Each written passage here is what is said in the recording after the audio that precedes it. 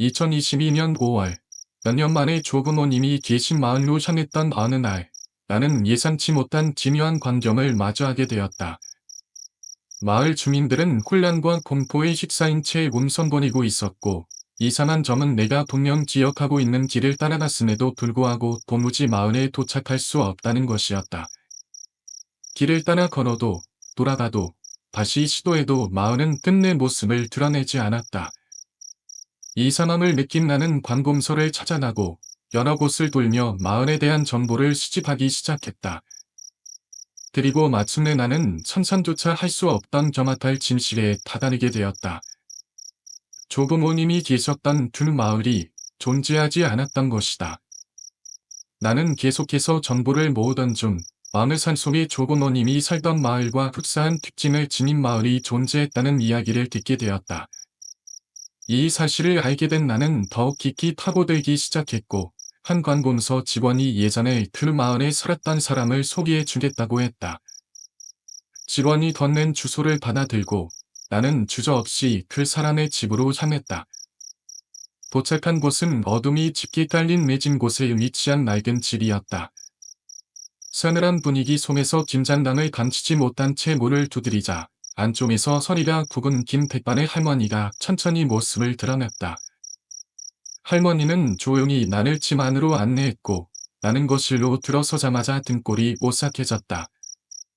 거실 한가운데에는 수많은 일본 인형들과 장식품이 빼곡하게 진열되어 있어 설명할 수 없는 불길한 기운이 감돌고 있었다. 할머니는 내 앞에 앉더니 곧장 마을 이야기를 꺼냈다. 그녀의 이야기에 따르면 어린 시절 할머니는 기 마을이라는 곳에서 살았다고 한다. 하지만 그 마을은 이후 폐촌이 되어 흔적도 없이 사라졌고 할머니는 할아버지에게서도 자주 그 마을의 옛날 이야기를 들었다고 했다. 기 마을에는 오래전부터 출입이 금지된 장소가 존재했으며 어린 시절의 할머니는 그 장소를 몰래 찾아가기로 결심했다고 한다. 하지만 아무리 찾아도 어디에 있는지조차 알 수 없었고 단서조차 잡을 수 없었다. 그러던 어느 날 할머니는 마을 끝자락에 위치한 작은 산안 근처에서 산나무를 캐고 있었다.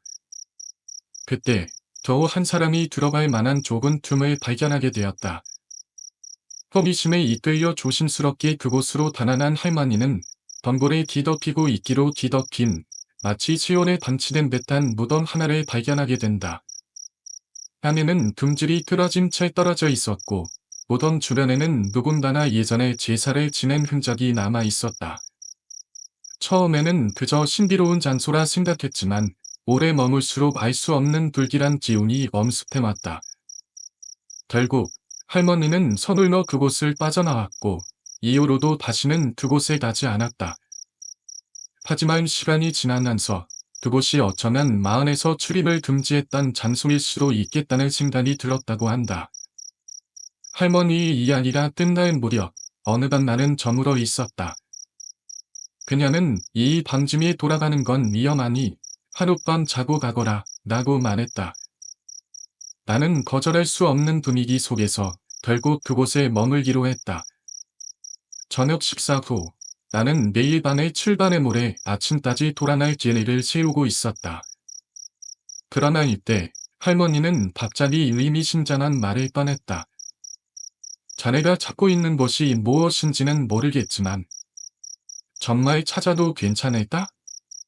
아무리 찾아도 나오지 않는다는 건 어쩌면 찾아서는 안 된다는 의미일지도 몰라.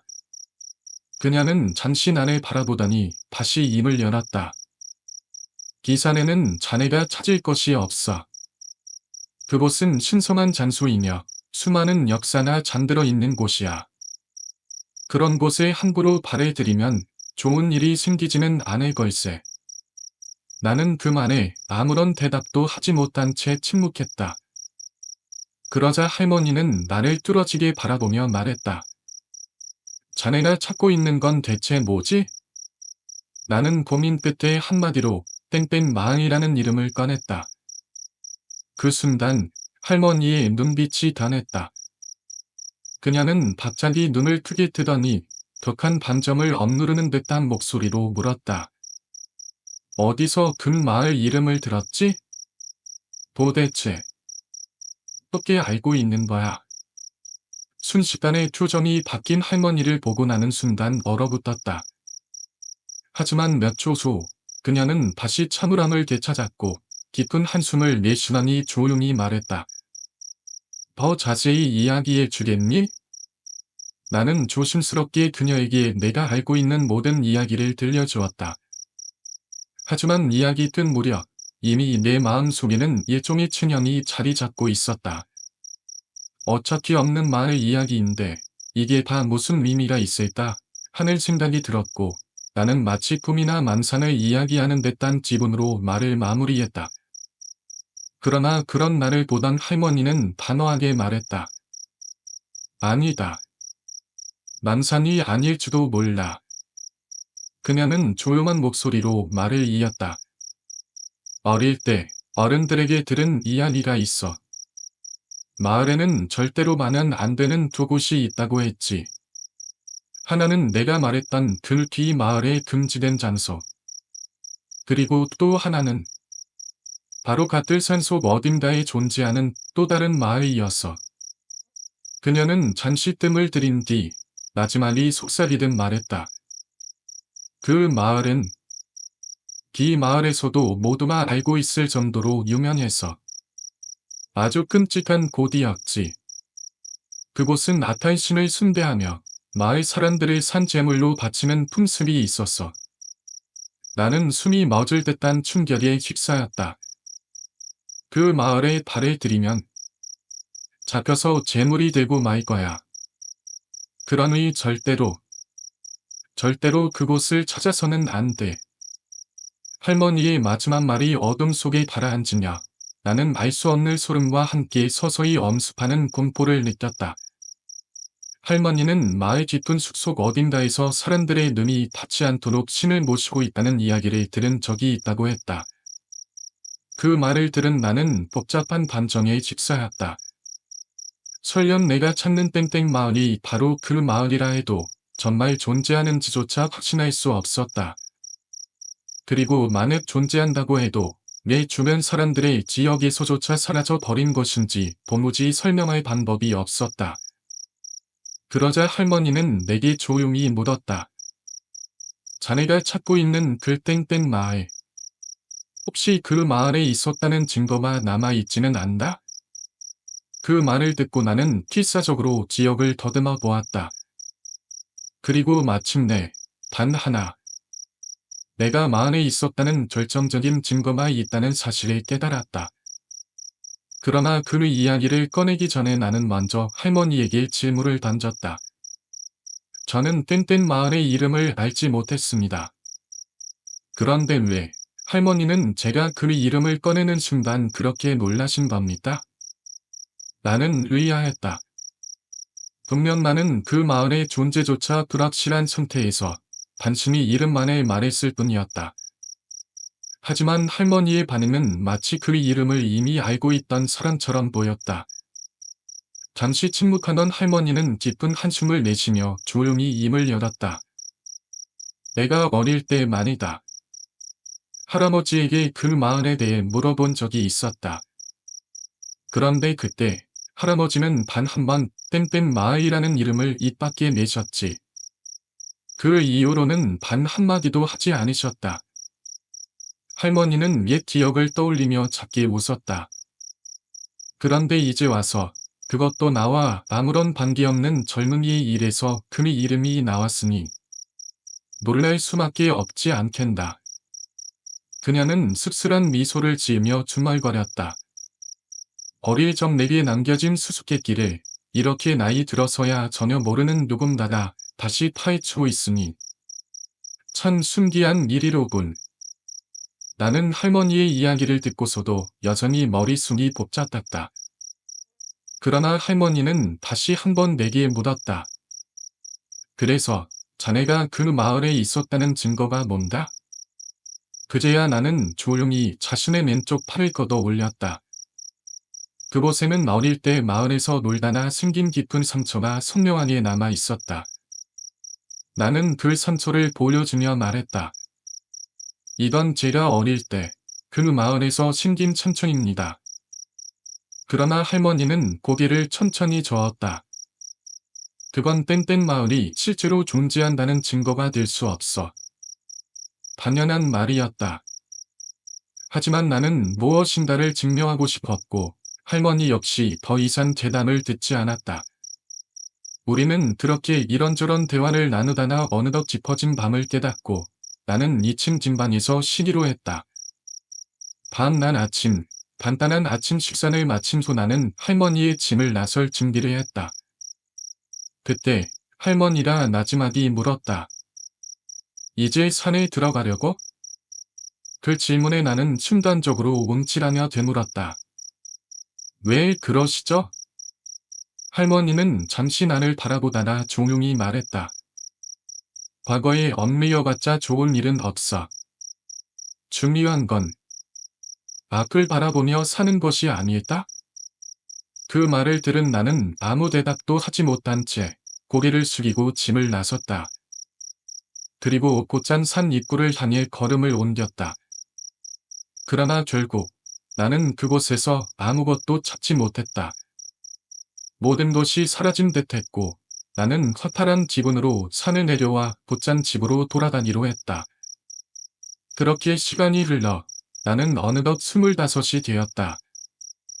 그러나 그 후로 내 삶에는 이상한 이만큼 불행한 일들이 연이어 일어났다. 예를 들면 일상적으로 실수를 반복했고 개인적으로는 지갑을 잃어버리거나 바이크 사고를 당하는 등 사소한 사고가 끊이지 않았다. 도박을 하면 죄다 잃었고 마치 운명이 나를 조여오는 듯한 부름이 계속해서 이어졌다. 게다가 스미메리의 일리에 받았던 부적과 기도도 그 효과가 오래가지 않았던 모양이었다. 그 놈의 목소리는 여전히 기타를 맴돌았고 신념현상도 전혀 사라지지 않았다. 나는 결국 모든 것을 포기한 듯한 상태가 되어버렸다. 아무것도 하지 않은 채 방에 틀어박혀 간단한 식사도 하지 않고 지낸 지 2주가 넘었다. 그러던 어느 날 나는 스스로에게 되물었다. 살아있는 게 무슨 의미가 있지? 이제는 모든 것이 무의미했다. 살아나는 것이 더 이상 중요하지 않게 느껴졌다. 그때 나를 걱정한 친구 타쿠야가 집으로 찾아왔다. 연락이 닿지 않던 나를 걱정한 그는 억지로 나를 차에 태우고 정신과로 데려갔다.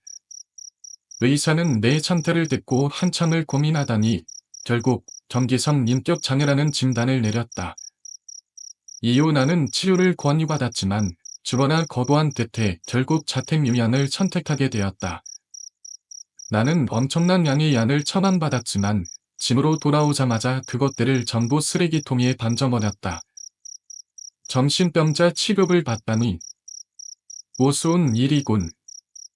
나는 그렇게 생각하며 거실 바닥에 그대로 쓰러져 잠이 들었다.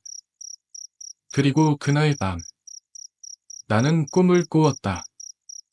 꿈속에서 나는 노란색 안개가 다늑한 공간에 서 있었다. 그리고 약 10m 앞에는 무표정한 얼굴로 나를 바라보는 한 사람이 서 있었다. 그 사람은 아무 말도 하지 않았다. 움직이지도 않았다. 그렇게 꿈은 끝이 났고 나는 몰라서 잠에서 깨어났다. 왜? 이제야 이런 꿈을 꾸는 거지? 그러나 그날 밤 다시 잠들자 나는 똑같은 꿈을 꾸었다. 하지만 이번에는 상황이 달랐다. 그 사람은 지난번보다 더 가까이 다가와 있었다. 이 한 5m 정도 거리까지. 그리고 그의 얼굴에는 검은 연기 같은 것이 스멀스멀 튀어오르고 있었다. 그 이후로 나는 잘 때마다 바뀐 꿈을 꾸게 되었다. 그리고 매번 그 사람은 점점 더 가까이 다가왔다. 한편 그의 얼굴을 덮고 있던 검은 연기는 더욱 짙어지고 있었다. 그리하여 마침내 나는 그 얼굴을 전혀 알아볼 수 없게 되었다. 네 번째 꿈에서는 그 존재가 바로 내 옆까지 다가와 있었다. 그런데 특이한 점은 우리가 서로 정반대 방향을 바라보고 있었다는 것이다. 그러자 지금까지의 꿈과는 달리 그가 처음으로 말을 하기 시작했다. 하지만 그 목소리는 바로 그놈의 목소리였다. 꽃이. 그 단 한마디가 울려 퍼지는 순간 나는 경악과 혼란, 그리고 짜증이 뒤섞인 반전으로 정신을 차렸다. 대체 뭐야? 이건 도대체 뭐냐고. 그리고 그 다음 꿈에서도 패턴은 반복되었다. 다시 처음처럼 10m 앞에 무표정하게 서 있는 그 존재가 보였고, 시간이 흐르면 또다시 바로 내 옆으로 다가와 한마디를 내뱉었다. 이지. 이러한 패턴이 5번이나 반복되었다. 하지만 6번째 꿈에서 처음으로 꿈의 내용이 달라졌다. 이번에도 나는 10m 앞에서 무표정한 그를 마주하고 있었다. 하지만 무언가 달랐다. 이번에는 내가 울고 있었다. 뚝뚝 눈물이 멈추지 않고 흘러내렸다. 그리고 꿈에서 깨어난 후에도 마찬가지였다. 나는 눈물을 멈출 수 없었다. 이유도 모른 채 가슴이 터질 듯한 반정에 휩싸였다. 그리고 그 순간 나는 깨달았다. 이제는 더 이상 그놈의 목소리가 들리지 않는다는 것을. 그날을 기점으로 내 마음속에는 커다란 변화가 찾아왔다. 이대로는 안 된다. 는 강한 의지가 들기 시작한 것이다. 나는 다시 일을 찾기 위해 움직였다. 다행히도 의료 관련 자격증을 보유하고 있던 덕분에 비교적 빠르게 직장을 구할 수 있었다. 직장에서 동료들과 상사와의 관계도 원만하게 유지되었고, 개인적으로도 친구들과 자주 연락을 주고받으며 삶이 점점 안정되기 시작했다. 그리고 어느 순간 나는 깨달았다. 과거에 있었던 그 마을의 일에 대해 이제는 전혀 떠올리지도 않는다는 사실을. 그저 자연스럽게 나는 과거에서 벗어나 미래를 향해 걸어가고 있었다. 그러던 어느 휴일, 나는 문득 한 가지 생각이 들었다. 할머니를 데려가야겠다. 나는 치매를 앓고 계신 할머니가 계신 요양시설을 방문하기로 했다. 시설에 도착하여 방으로 들어서자 할머니는 나를 보고 기쁜 빛이 반겼다. 나는 조금 안심했다. 다행히 그렇게까지 치매가 진행된 것은 아니구나. 할머니와 이야기를 나누던 중 갑자기 그녀가 조용한 목소리로 말을 꺼냈다. 잊어버리는 게 나을 때도 있겠단다. 이 세상에는 그냥 잊어버리는 편이 더 좋은 것들도 많아. 설령 그것이 자신이 저지른 죄라 할지라도 말이지. 나는 순간적으로 할머니다 만의 이야기를 하는 것이 아닐까 생각했다. 하지만 더 이상 깊이 생각하지 않기로 했다. 할머니와 함께 창밖을 바라보며 나는 많은 생각에 잠겼다. 그놈이 내 앞에 나타났던 이유는 아마도 내가 진정으로 미래를 향해 나아가지 못하고 있었기 때문일 것이다. 그리고 그가 완전히 사라졌다는 것은 이제 내가 확실하게 미래를 향해 걸어가기 시작했음을 의미하는지도 모른다. 나는 스스로 되뇌었다. 과거에 얽매여봤자 좋을 일은 하나도 없어. 아직도 풀리지 않은 수수께끼는 많았다. 여전히 방을 찾지 못한 것들도 존재했다. 하지만 더 이상 그것에 얽매일 필요는 없었다. 괴롭고 슬프고 힘들었던 순간들이 많았지만 그 모든 경험이 결코 헛되지는 않았다. 나는 그렇게 내 나름의 담을 얻었다. 시설을 나선 후 나는 고향 친구와 함께 식사를 하며 오랜만에 웃음을 되찾았다. 그리고 신칸센을 타고 집으로 돌아왔다. 그 이후로도 나는 충실한 나날을 보냈다. 그렇게 사라진 마을에 대한 이야기는 끝이 났다. 그러나 다음 날 나는 슬에 인터넷 게시판에 글을 올렸다. 지금까지 이야기했던 내용이 며칠 만에 완전히 뒤바뀌었습니다. 그것만이 아니었다. 나는 지금 가족과 함께 있다는 사실을 알렸다. 이런 전길은 수많은 오컬트 게시판을 지켜보던 스레 주민들에게도 상당히 드문 사례였다. 이로 인해 그들은 더 큰 기대감을 가지기 시작했다. 원래 나는 단순히 에피소드를 정리하고 질문에 답한 뒤 마무리할 생각이었다. 하지만 여기에 글을 올린 것을 계기로 나는 오히려 진실에 한 발짝 더 다가가게 되었다. 처음 내가 스레를 씌운 이유는 간단했다. 마을에 대한 조사를 하는 중 인터넷에서 이와 관련된 유명한 이야기들이 많다는 것을 알게 되었기 때문이다. 혹시 이곳에 글을 올리면 더 많은 정보를 얻을 수 있지 않을까? 그것이 계기가 되어 나는 다시 마을을 조사하기 시작했다.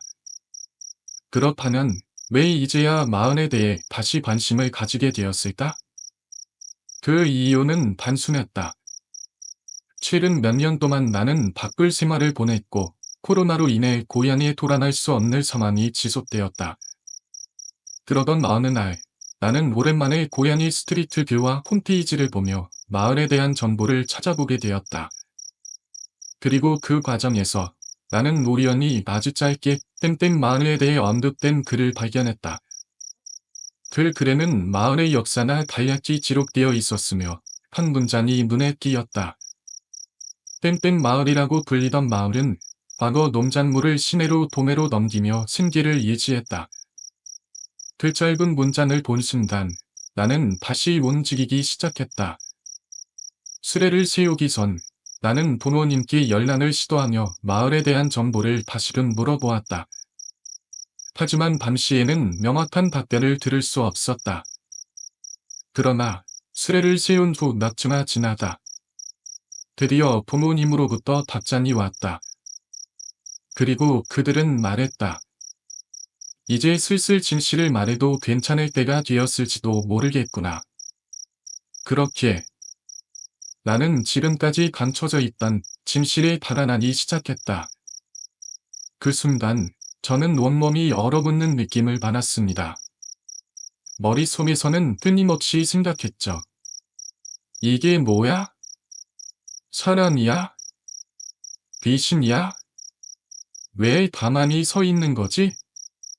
그런데 아무리 생각해도 정상적인 상황이 아니었어요. 시간이 새벽 2시 반이었고 아파트 공동 현관 불도 꺼져 있었고 그 여자는 흰색 원피스를 입고 마치 지하철에서 중심을 못 잡는 사람처럼 몸을 흔들고 있었어요. 저는 차에서 내리면서도 계속 그 여자를 쳐다봤어요. 보통 술 취할 사람이면 벽에 기대거나 차를 물에 걸쳐서 몸을 지탱하려고 하잖아요. 그런데 그 여자는 그렇지 않았어요. 그냥 소금에서 몸을 좌우로 흔들고 있을 뿐이었어요. 설마 귀신인가?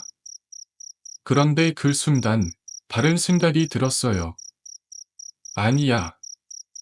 그냥 술 취한 사람이겠지. 스스로를 설득하면서 공동정관 쪽으로 걸어갔어요. 우리 아파트는 휴대폰으로 공동정관 문을 열 수 있어서 저는 자연스럽게 문을 열었죠. 그런데 그 여자는 문이 열렸는데도 들어오지 않았어요. 보통 사람이었다면 문이 열리자마자 들어왔을 텐데 그녀는 그대로 서 있었어요. 그 순간 등골이 서늘해졌어요. 이거 진짜 이상한데? 하지만 이미 문을 열었고 저는 안으로 들어갈 수밖에 없었어요. 그런데 그 여자가 저를 따라왔어요. 공동정관을 통과해서 저를 따라 들어왔고 같이 엘리베이터를 탔어요. 저는 엘리베이터 안쪽에 섰고 그녀는 제 앞에 서 있었어요. 그런데 이상한 점이 또 있었어요. 보통 엘리베이터를 타면 자기층 버튼을 누르잖아요. 그런데 그 여자는 아무 층도 누르지 않았어요. 저는 순간적으로 멍해졌어요. 뭐야? 왜 층을 안 누르지? 그래서 제가 먼저 2층 버튼을 눌렀어요. 그런데 버튼이 눌리지 않았어요. 그 순간 저는 확신했어요. 이거 진짜 이상하다. 머리카락이 쭉 뺏어는 느낌이 들었고 가슴이 두근거리기 시작했어요. 그녀는 여전히 앞에서 몸을 흔들고 있었어요. 흰색 원피스에 흐릿한 실루엣. 조명이 어둡게 달린 엘리베이터 안에서 그 모습은 더욱 기이하게 보였습니다. 결국 몇 초 후 엘리베이터가 9층에 도착했고 문이 열렸어요. 그런데 그 여자가 먼저 내리는 거예요. 보통 엘리베이터에서 먼저 탄 사람이 나중에 내리는 게 자연스럽잖아요? 그런데 그 여자는 아무 말 없이 천천히 먼저 내렸어요. 그리고 저희 집 천번문 앞에서 멈춰 섰어요. 그녀는 그대로 서서 천번문을 바라보고 있었습니다. 저는 이제 집에 들어가야 하는데 그 여자가 문 앞에서 움직이지 않는 거예요. 심장이 미친 듯이 뛰기 시작했어요. 이거 어떻게 해야 하지? 아무 말도 할 수 없었어요. 저는 온몸이 굳어버린 느낌이었어요. 그때 문득 머릿속에서 한 가지 생각이 스쳐갔어요. 비신을 사람이 말을 걸면 사라진다. 그 생각이 떠오르자 저는 용기를 내서 말을 걸기로 했어요. 저기요. 저희 집인데요. 그 말을 듣자마자 그녀는 천천히 고개를 돌려서 저를 바라봤어요.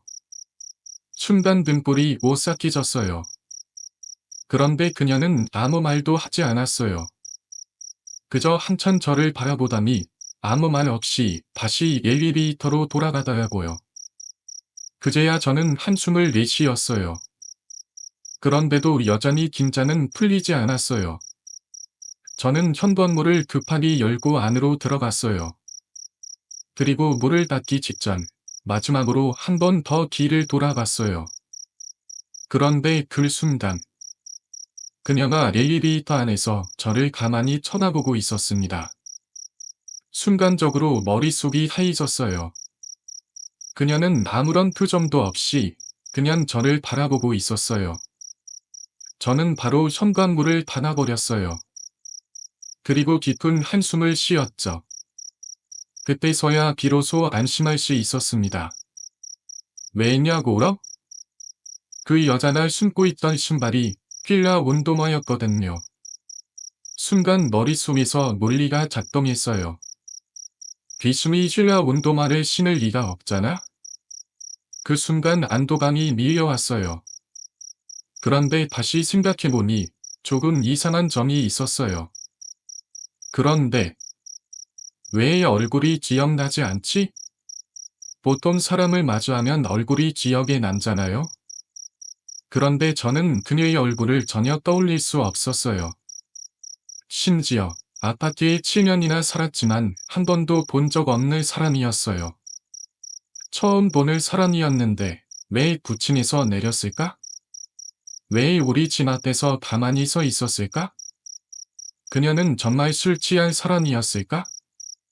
아니면 진짜 귀신이었을까? 이 모든 게 머릿속을 스쳐 지나갔어요. 그 후로 저는 친구들과 아내에게 이 이야기를 했어요. 야, 어제 이런 일이 있었는데 순간적으로 진짜 무섭더라. 근데 필라 운동화 보고 좀 안심됐어. 그랬더니 친구들이 묻더라고요. 아니, 왜 필라 운동화를 보고 안심이 돼? 저도 설명하기 어려웠어요. 그냥 필라 운동화를 보고 순간적으로 사람이겠지 라고 생각했던 것 같아요. 하지만 만약 그 여자나 흰색 고무신을 신고 있었다면? 그럼 정말 기절했을지도 몰라요. 그날 이후로 저는 더 이상 나는 귀신이 안 무섭다 라는 말을 하지 않습니다. 그때 깨달았어요. 막상 그런 상황을 겪으면 사람은 본능적으로 얼어붙는다. 그게 진짜 공포라는 걸 그날 새벽에 처음으로 느꼈습니다. 그 순간 그는 자신이 진짜 무서운 상황에 처했다는 걸 깨달았습니다. 처음에는 아무렇지도 않다고 생각했어요. 평소에도 새벽에 산길을 달리곤 했고 귀신 같은 건 믿지 않았으니까요. 그래서 그날도 당연하다는 듯이 완전히 어두운 산속으로 들어갔어요. 아무도 없네. 그렇게 생각하며 오토바이를 달리고 있었는데 갑자기 주변이 이상해졌어요. 뭔가 눈에 보이지 않는 짐이 산 전체를 감싸는 듯한 느낌이 들었고 그와 동시에 시야가 흐려지기 시작했습니다. 뭐지? 안개인가? 순간적으로 불안감이 엄습했습니다. 위험하다고 판단한 그는 속도를 20km까지 줄이고 안개 속에서 천천히 산을 내려가기 시작했어요. 그러자 그 순간 전방에서 어떤 여자의 옆모습이 보였습니다. 그런데 그게 이상했습니다. 안개가 짙어서 10m 앞도 보이지 않는 상황이었는데 여자가 보였을 때는 이미 거리가 너무 가까웠어요. 그리고 더 이상한 건 보통 사람이었다면 오토바이를 피하려고 몸을 움직였을 텐데 그 여자는 미동도 하지 않고 그저 오두커니 서 있었습니다. 그뿐만이 아니었어요. 여자는 몸을 돌리지 않은 채로 고개만 천천히 이쪽으로 돌리고 있었습니다. 뭐야? 저 여자는 대체 너무 가까웠어요. 피할 수 없는 거리였습니다. 그는 즉시 판단했어요. 이거 피할 수 없다. 그는 순간적으로 오토바이를 지면에 쓰러뜨렸고 그대로 미끄러지면서 넘어졌어요.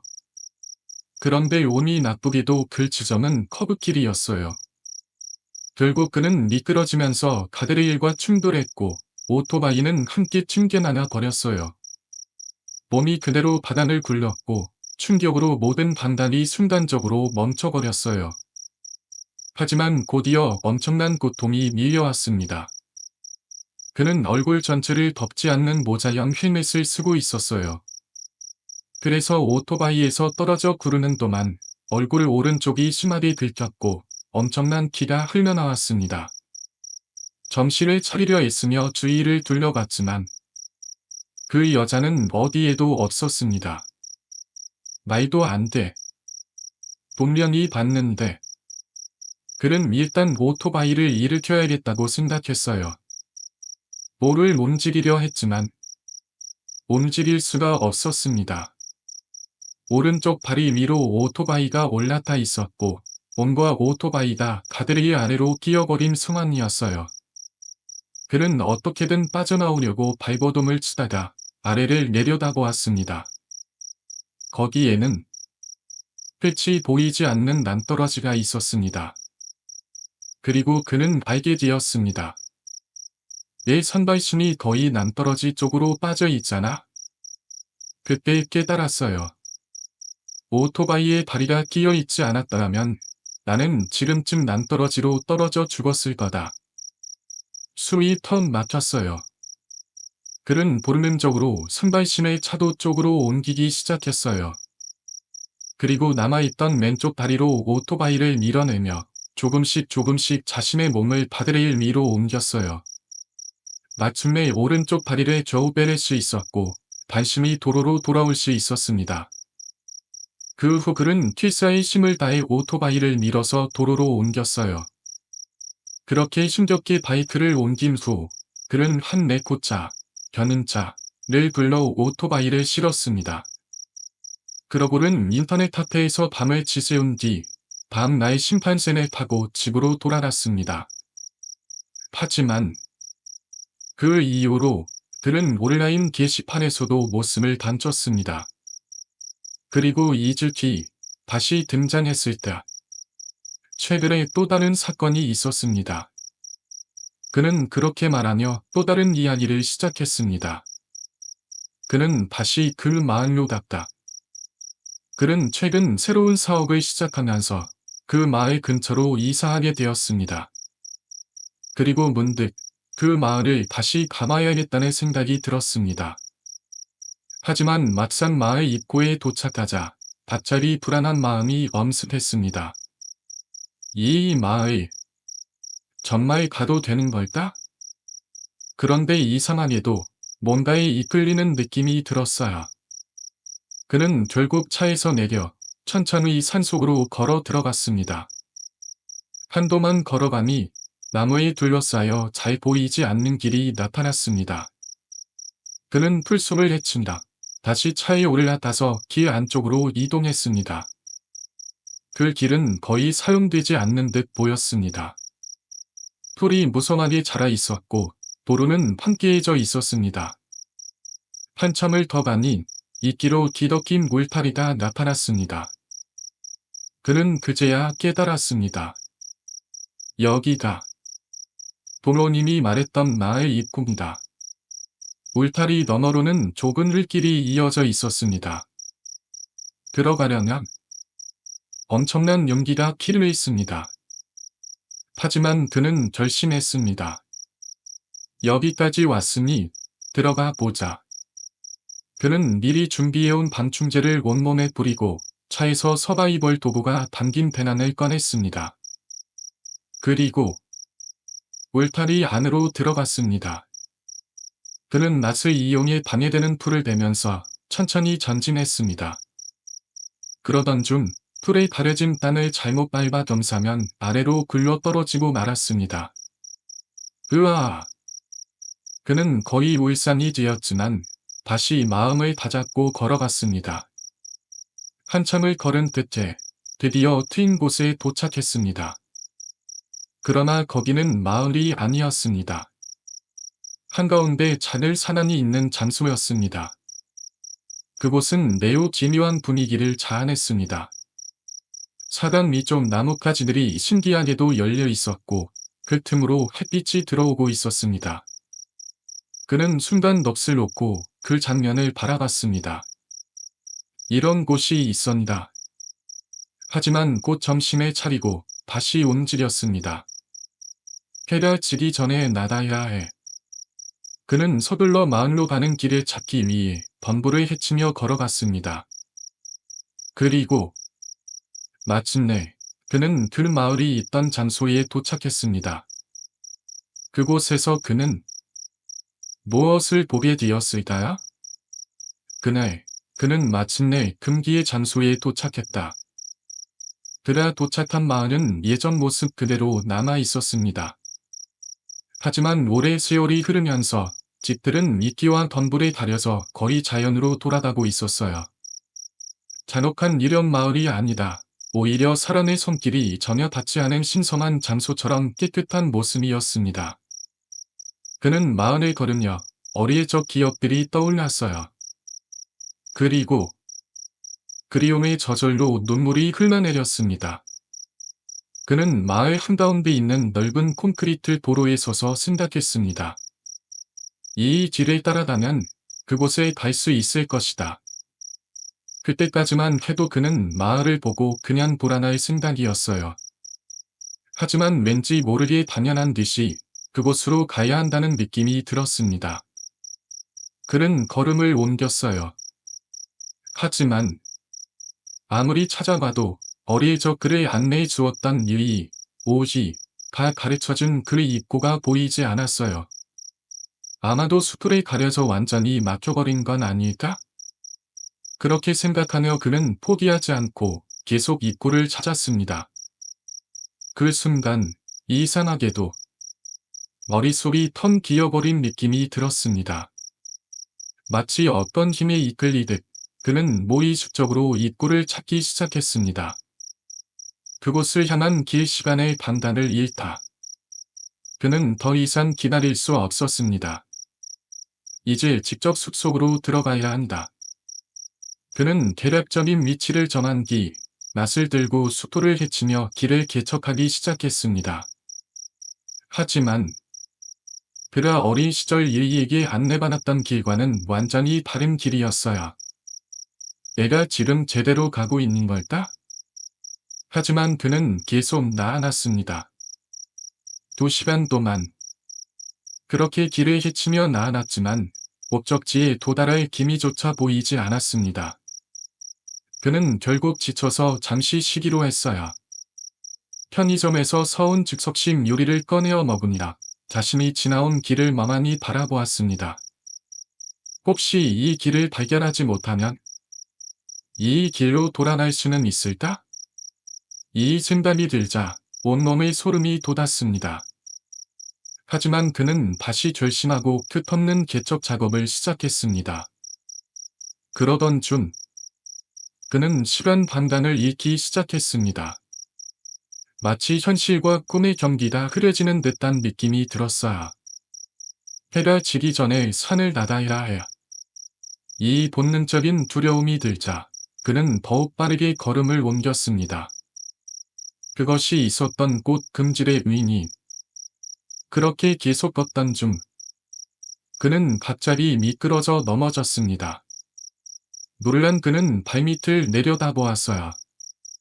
그곳에는 금줄, 김줄이 떨어져 있었습니다. 그는 순간적으로 몸을 일으키며 급기 금줄을 밟기 전 위치로 되돌아갔습니다. 그리고 깨달았습니다. 나는 마침내 목적지에 도착했다. 하지만 이상하게도 그는 너무도 당황스러웠습니다. 도대체 왜 나는 이곳에 다시 온 걸까? 그는 금질이 떨어져 있던 장소를 중심으로 주변의 덤불과 수풀을 철저히 베어내기 시작했습니다. 그러자 4개의 돌기둥과 그 돌기둥을 연결하는 4개의 금질이 모습을 드러냈습니다.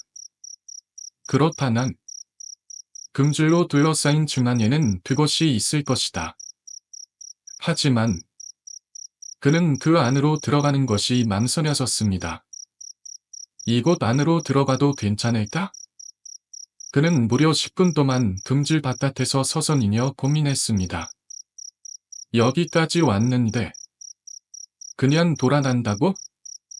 하지만 이건 위험한 행동이다. 왜 일부러 다시 접촉하려 하는 거지?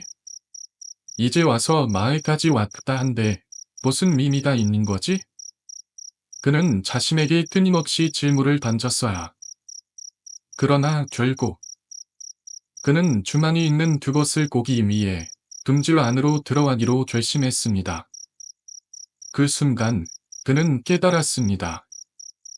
나는 이미 여기까지 혼자 왔잖아. 그런 이유가 있을 거야. 게다가 사건이 발생한 지 이미 몇 년이 지났기 때문에 그는 저주의 효과가 사라졌을 것이라 낙관적으로 생각했습니다. 그렇게 깨닫고 보니 그는 이미 금줄 안으로 발을 들여놓고 있었습니다. 그리고 낫을 들고 중심부를 향해 휘두르고 있었습니다. 그는 아무런 생각도 들지 않았어요. 그저 계속해서 중앙을 향해 걸어갔습니다. 그리고 그는 마침내 그것과 마주하게 되었습니다. 그것이 전하는 메시지. 그것은 미끼로 완전히 뒤덮여 있었습니다. 그는 어디가 정면인지조차 알 수 없었어요. 그래서 그는 낫을 이용해 돌에 붙은 미끼를 긁어내기 시작했습니다. 그렇게 긁어내다 보니 점점 글씨가 새겨진 흔적이 나타났습니다. 그리고 마침내 일일하게 이라는 글자가 보였습니다. 다른 글자는 비바람과 세월의 영향으로 지워져 더 이상 알아볼 수 없었습니다. 그는 그 순간 문득 반대편에도 글씨가 있을지도 모른다는 생각이 들었습니다. 그는 천천히 그것의 반대편으로 이동했습니다. 그리고 다시 낫을 들고 이끼를 긁어냈습니다. 조금씩 이끼가 사라지며 돌 위에 새겨진 글자가 서서히 드러났습니다. 그리고 그는 그것이 이름이라는 것을 깨달았습니다. 공포의 시작 그가 느낀다. 그 순간 갑자기 거센 바람이 불어왔습니다. 그 순간까지 땀에 젖어 있던 그의 몸이 한순간에 얼어붙었습니다. 그는 순간적으로 처음 그놈을 만났을 때의 감각이 떠올랐습니다. 이건 그때와 똑같다. 그는 본능적으로 위험을 방치했습니다. 그리고 미친 듯이 도망쳤습니다. 자신이 죄책했던 뒤를 정신없이 달려갔습니다. 온몸이 땀과 먼지로 건복이 되었고 그는 단 한순간도 뒤를 돌아보지 않았습니다. 그리고 마침내 그는 숲을 빠져나왔습니다. 그때는 이미 해가 저물고 있었습니다. 그는 겨우 마을 입구까지 돌아왔습니다. 그러나 그곳에서 돌아가기 위해서는 다시 한번 그 산속의 어둠을 지나가야 했습니다. 그는 눈을 감고 다시 깊은 숨을 내쉬었습니다. 나는 여기서 무사히 돌아갈 수 있을까? 그날 밤 그는 다시 마을의 등길을 맞이했다. 하지만 돌아가는 길은 쉽지 않았다. 그나 올 때 이미 길을 헤맸던 만큼 돌아갈 때도 같은 위험이 도사리고 있었습니다. 어두워지기 전에 반드시 마을을 벗어나야 한다. 그는 방향 판단이 완전히 사라진 상태에서도 무작정 걷기 시작했습니다. 그런데 어느 순간 깨달았습니다. 이미 주변이 암흑천지로 변해버렸다. 어둠이 완전히 산을 덮고 있었고 불안과 공포가 서서히 그의 머릿속을 지배하기 시작했습니다. 그 순간 그는 우연히도 처음 해봤던 그 사당에 도착했습니다. 그는 마치 이 사당이 자신을 부른 것 같은 신기한 느낌을 받았습니다. 하지만 너무도 섬뜩한 분위기 탓에 그는 사당 안을 똑바로 쳐다볼 수 없었습니다. 그리고 그 순간 사당 뒤쪽에서 바스락거리는 소리가 들려왔습니다. 멧돼지입니다. 그는 순간적으로 그렇게 생각했어요. 하지만 곧 본능적으로 그곳에서 도망치기 시작했습니다. 그는 스마트폰 불빛을 켜고 앞을 기추며 달렸어요. 그런데 그 순간 뒤에서 뒤척이 느껴졌습니다. 그는 순간적으로 얼어붙었어요. 그리고 그 자리에서 가리에 눌리고 말았습니다. 아무리 힘을 줘도 몸이 전혀 움직이지 않았어요. 유일하게 움직이는 것은 눈동자뿐이었습니다.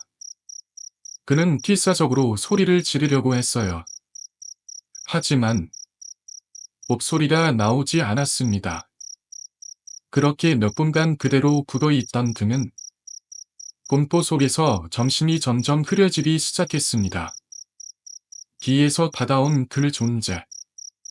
그는 그 자리에서 어떻게든 탈출할 방법을 찾으려 애썼습니다. 그런데 갑자기 온몸에 소름이 돋으며 등 뒤로 얼음물을 끼얹은 듯한 차가운 반감이 터져나갔습니다. 그리고 동시에 뒤에서 손이 뻗어왔습니다. 그 손은 그의 오른쪽 뺨을 쓸게 하고 쓸어내렸습니다. 그 순간 그는 뒤에 뭔가 있다는 것을 확실히 깨달았습니다. 지금까지 경험한 그 어떤 공포보다도 강렬한 두려움이 그를 덮쳐왔습니다. 하지만 그는 본능적으로 고개를 천천히 돌렸습니다. 그리고 그의 어깨 위에서 얼굴 하나가 서서히 앞으로 나오고 있었습니다. 그 순간 그는 확신했어요. 나는 죽는다. 그를 구한 정체불명의 목소리. 그때였습니다.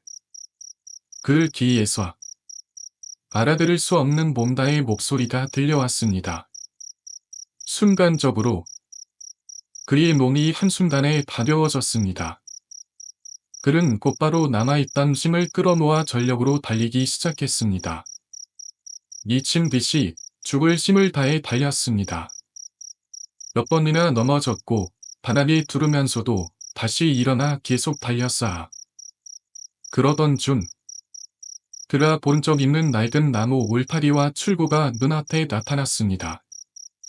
그러나 뒤에서 따라오는 존재의 기척이 아직도 남아 있었습니다. 그는 마지막 힘을 짜내냐 혼신의 힘으로 울타리를 뛰어넘었습니다. 그리고 콘크리트 도로 위로 그대로 떨어졌습니다. 그렇게 그는 겨우 숲에서 빠져나올 수 있었습니다. 도로 위에 쓰러진 그는 한동안 숨을 헐떡이며 안도했습니다. 그리고 뒤에서 쫓아오던 기척도 사라졌다는 것을 깨달았습니다. 그러나 그때 그의 옆에 누군가나 서 있었습니다. 자네, 어째서 거기에서 나왔나? 그는 놀라서 옆을 바라보았습니다. 그곳에는 한 노인이 서 있었습니다. 그 노인은 무표정한 얼굴로 그를 바라보며 묻고 있었습니다. 자네, 어째서 거기에서 나왔나? 그는 순간적으로 머리가 새하얘졌습니다. 하지만 곧 침착하게 대답했어요. 저는 이 마을 출신입니다. 오랜만에 어떻게 변했는지 보러 온 것뿐입니다. 그러자 노인은 의아한 표정을 지으며 말했습니다. 이제는 들어가면 안 돼. 거기엔 아무것도 없어.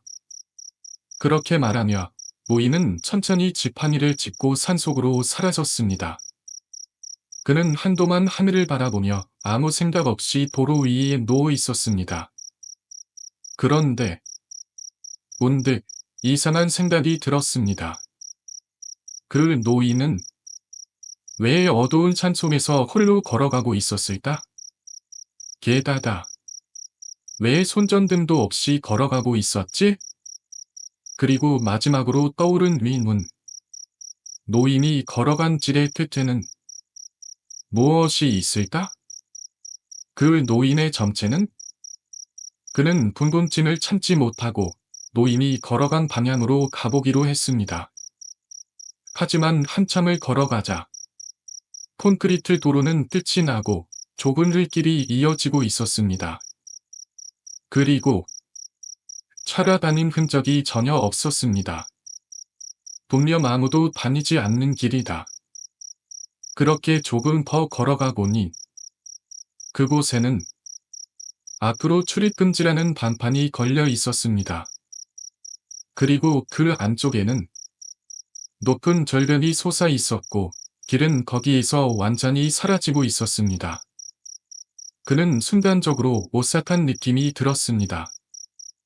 그렇다면 아까 그 노인은 대체 어디로 간 거지? 그 기묘한 마을 이야기의 뜻. 결국 그는 그 노인의 정체를 끝내 알 수 없었습니다. 그는 이 이상한 탐색을 끝내야겠다고 결심하고 서둘러 왔던 길로 돌아갔습니다. 그 후 그의 몸에는 특별한 일이 일어나지 않았습니다. 하지만 여전히 그는 생각합니다. 그날 밤 바위에 눌렸을 때 들렸던 속삭이는 목소리는 과연 누구의 목소리였을까? 그리고 마지막에 나타난 그 노인은 그를 구하기 위해 나타난 것이었을까? 그 마을은 지금도 존재하고 있을까? 그 이야기를 들은 온라인 게시판의 사람들은 각자 다양한 의견을 내놓았습니다. 마지막에 속삭여서 가위를 풀어준 존재가 바로 그 노인이 아닐까? 노인은 이제는 들어가면 안 된다고 했어. 그건 혹시 마지막 경고였던 건 아닐까? 또한 금줄로 둘러싸인 돌 기쪽에 새겨진 이름들에 대해서도 그것은 역대 산재, 노인의 목숨을 잃은 사람들의 이름일지도 모른다. 이렇게 해서 그 기묘한 마을 이야기는 끝이 났습니다. 그러나 지금도 그 존재는 여전히 그 마을에 남아 있을까요? 아니면 단순한 상상 속 이야기였을까요?